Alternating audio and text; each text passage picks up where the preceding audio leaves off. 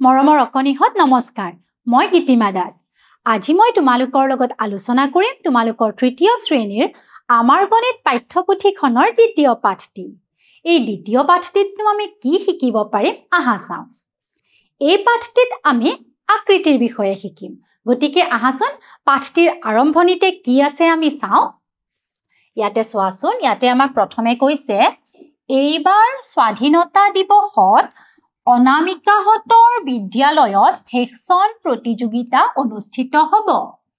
পূজা বাইদেৱে পঞ্চম শ্ৰেণীৰ শিক্ষাৰ্থীসকলক কিছুমান মুখা প্ৰস্তুত কৰি আনিবলৈ ক'লে অনামিকা ৰাজীবুল দৰ্শনা আৰু আব্ৰাহামে একেলগ হৈ ঘৰতে মুখা প্ৰস্তুত কৰা কামত ব্যস্ত হ'ল স্বাধীনতা দিৱসত তোমালোকৰ বিদ্যালয়তো নিশ্চয় বিভিন্ন ধৰণৰ প্ৰতিযোগিতা অনুষ্ঠিত হয় নহয়নে সেইদৰে স্বাধীনতা দিৱসৰ দিনা অনামিকাহঁতৰ বিদ্যালয়ত ভেকচন প্ৰতিযোগিতা অনুষ্ঠিত হ'ব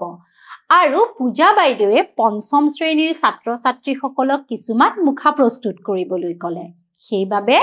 অনামিকা ৰাজীবুল দৰ্শনা আৰু আব্ৰাহামে ঘৰতে কিছুমান মুখা প্ৰস্তুত কৰিছিল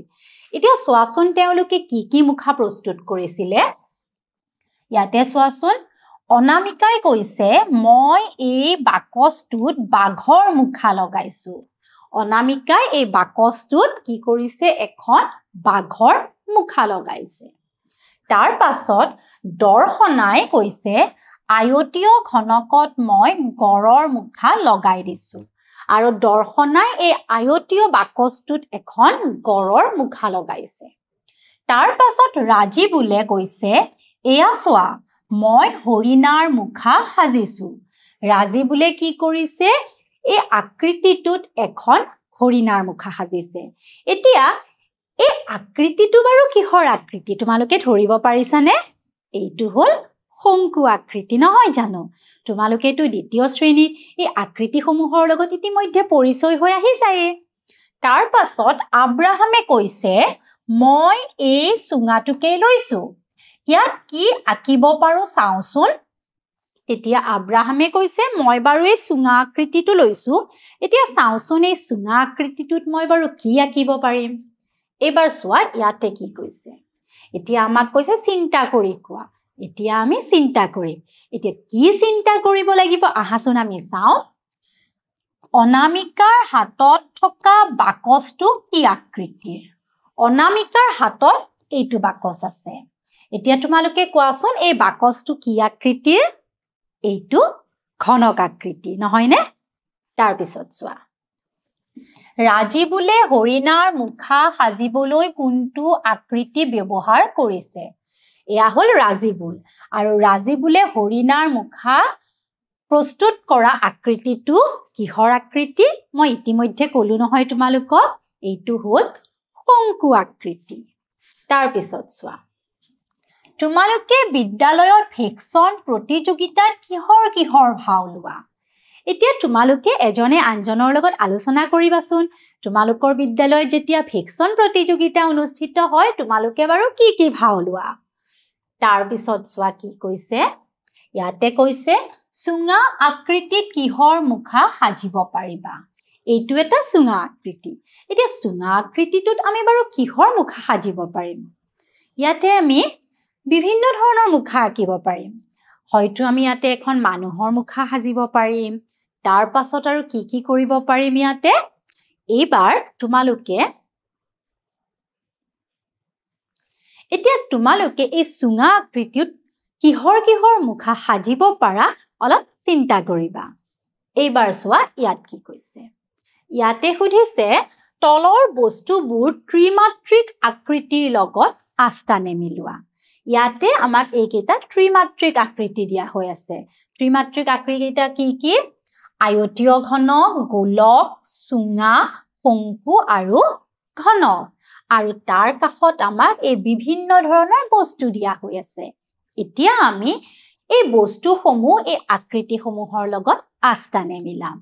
প্ৰথমে চোৱা এইটো হ'ল এটা বল এতিয়া বলটো কোনটো ত্ৰিমাত্ৰিক আকৃতিৰ লগত মিলিব গোলকৰ লগত আৰু তাৰ পাছত আমি এই গোলকটোৰ কিহৰ লগত মিলিব এই গ্লোবটোৰ লগত তাৰ পাছত এইটো হ'ল বাঁহী বাঁহীটো কোনটো আকৃতিৰ লগত মিলিব সুঙাৰ লগত আৰু এই সুঙাটো কি হ'ব ঢোলৰ লগতো আমি মিলাব পাৰিম যেহেতু ঢোলটো সুঙা আকৃতিৰ কিন্তু ঢোলৰ কি থাকে দুয়ো মূৰ বন্ধ থাকে আৰু বাঁহীৰ দুয়ো মূৰ খোলা তাৰ পাছত চোৱা এইখন হ'ল কিতাপ কিতাপখন কি আকৃতিৰ আয়তীয় ঘনক আৰু এই ইটাটো আয়তীয় ঘনক তাৰ পাছত এইটো কি এয়া হ'ল এটা বৰফৰ টুকুৰাটো কিহৰ লগত মিলিব বাৰু বৰফৰ টুকুৰাটো মিলিব ঘনকৰ লগত আৰু এই লুডুৰ গুটিটো ঘনকৰ লগত মিলিব নহয় জানো তাৰ পাছত এইটো আইসক্ৰীমটো মিলিব শংকুৰ লগত আৰু এই ফালৰ বস্তুসমূহ যদি চাও এই যে জন্মদিনত পিন্ধা টুপিটো সেই টুপিটো আমি শংকুৰ লগত মিলাব পাৰিম নহয় জানো এইখিনি সকলোৱে বুজিব পাৰিলা নহয় তোমালোক সকলোৱে এইখিনি নিশ্চয় ইতিমধ্যে জনা হৈ গৈছা ইয়াৰ পিছত চোৱা কি আছে ইয়াতে আমাক দিছে মনত পেলাও আহা আমি দ্বিতীয় শ্ৰেণীত আকৃতিবোৰৰ চুক কাষ তল আৰু পিঠি এইবোৰৰ বিষয়ে জানিছিলো নহয় জানো এতিয়া এইখিনি আমি কি কৰিম এবাৰ মনত পেলাম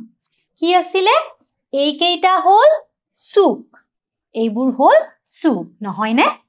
এইবোৰক কি বুলি কোৱা হয় এইবোৰ হ'ল কাষ এইবিলাক কাষ আৰু তল বা পিঠি হ'ল এইবোৰ বুজিব পাৰিলা নহয় তোমালোকে এতিয়া আহা ইয়াৰ পাছত কি আছে আমি চাও ইয়াতে কৈছে তালিকাখন পূৰ কৰো আহা এতিয়া আমি এই তালিকাখন কেনেদৰে পূৰ কৰিম চোৱা এতিয়া আমি চোৱা এই আকৃতিটোৰ নাম হ'ল আয়তীয় ঘনক নহয় নে এতিয়া আয়তীয় ঘনকৰ কাষৰ সংখ্যা হ'ব 12টা চুক থাকিব 8টা আৰু তল বা পিঠি 6খন তাৰ পাছত এই আকৃতিটো হ'ল গোলকৰ কাষ নাই চুক নাই আৰু তল বা পিঠি হ'ব এখন তাৰ পাছত এইটো হ'ল ঘনকৰ কাষ হ'ব 12টা তাৰ পাছত চুক হ'ব 8টা আৰু তল বা পিঠি 6খন এইটো হ'ল শংকুৰ কাষ এখন চুক নাই আৰু তল বা পিঠি হ'ব দুখন এয়া হ'ল চুঙাৰ কোনো কাষ নাই তাৰ পাছত চুঙাৰ চুক নাই আৰু চুঙাৰ পিঠি হ'ব